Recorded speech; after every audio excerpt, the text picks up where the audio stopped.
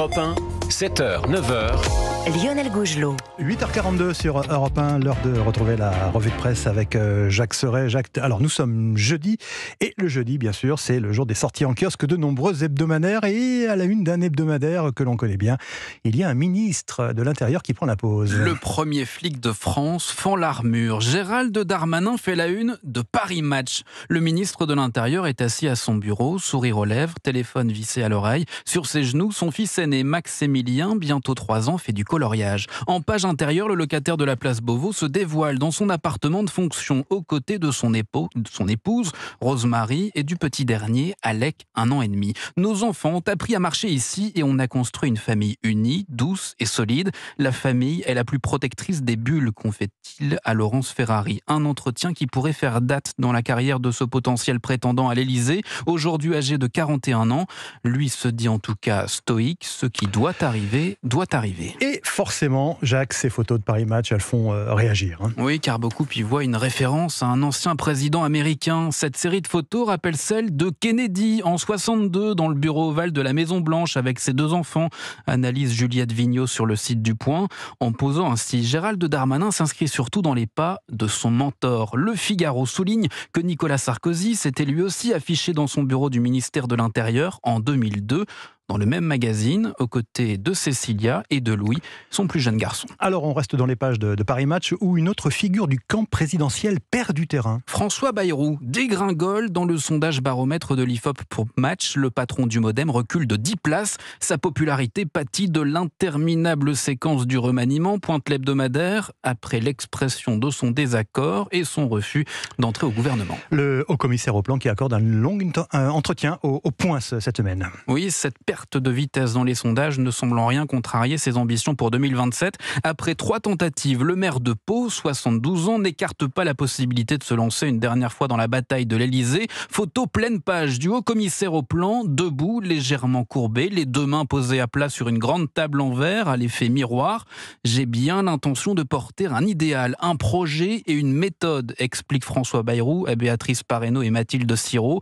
Ce combat-là, ce n'est pas seulement le combat de ma vie, c'est le combat de la vie du pays. En attendant, dans sa ville de Pau, la colère gronde. C'est à la une de l'Éclair des Pyrénées. Du lisier déversé au cœur de Pau, titre le journal. L'ambiance s'est tendue, rapporte Mathieu Wadek au sujet de la mobilisation des agriculteurs. Un convoi d'une vingtaine de tracteurs et de plusieurs dizaines de manifestants sous la bannière de la coordination rurale se sont rendus hier après-midi dans le centre-ville. Les agriculteurs ont alors déversé des milliers de litres de lisier sur la façade de la MSA, la Mutualité Sociale Agricole.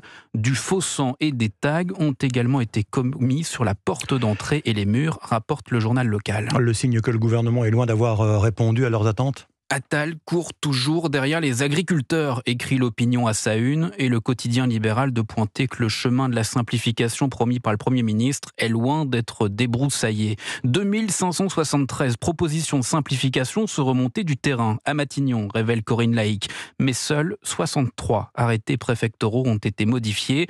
Gabriel Attal, en première ligne sur ce dossier depuis sa nomination, s'apprête désormais en quelque sorte à passer le relais au président. Alors justement, Emmanuel Macron se rendra au salon de l'agriculture dans 48 heures maintenant. Macron attendu de pied ferme, titre Le Parisien, qui fait ce constat. S'il s'apprête à inaugurer ce samedi le rendez-vous annuel de la porte de Versailles, la pression exercée à cette occasion sur l'exécutif a rarement semblé aussi forte, décrypte Ludwig Gallet. Hier, Gabriel Attal a étouffé l'incendie, mais les braises sont encore vives, lâche le député LR Julien Dive en page 4 du quotidien. Pour ce parlementaire, le salon peut devenir un point de bascule si le locataire de l'Élysée ne parvenait pas à convertir l'essai.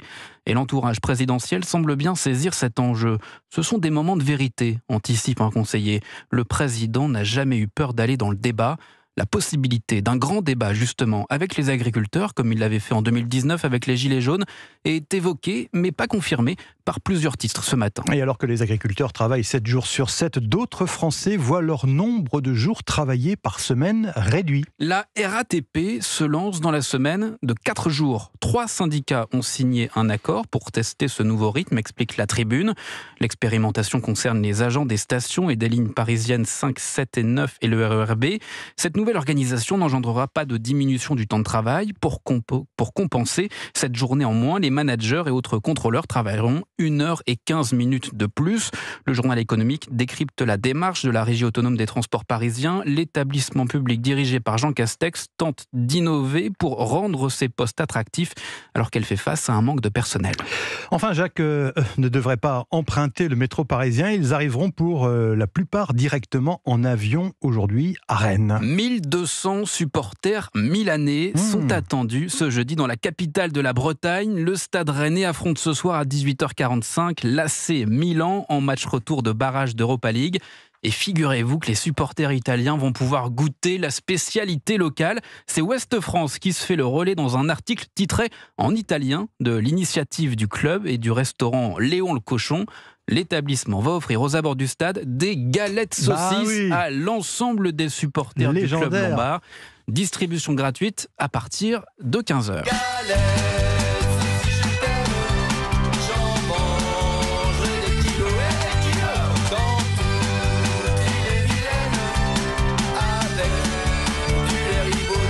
La galette saucisse du Stade Rennais. Vous avez connu ça, Pascal? J'ai connu la galette saucisse, mais vous avez vu ce qu'a décidé le préfet d'Ille-et-Vilaine pour le match Rennes-Milan?